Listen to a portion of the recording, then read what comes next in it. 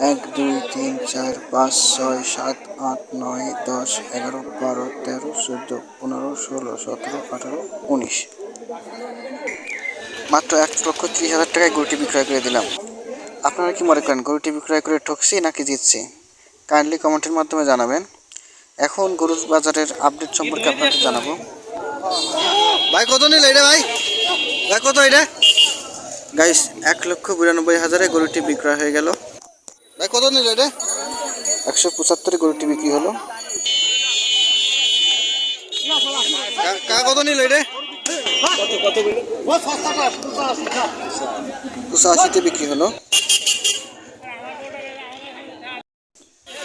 টকটকে লাল রঙের এই সুন্দর গরুটি 130-এ বিক্রি হয়েছে, কিন্তু ক্রেতাগণ কোনোভাবে গরুটিকে কন্ট্রোল করতে পারতেছে না। স্ক্রিনের এই লাল গরুটিও 1,30,000 টাকা বিক্রি হয়েছে। দেখুন কীভাবে গরুগুলোকে গাড়িতে তোলা হয়।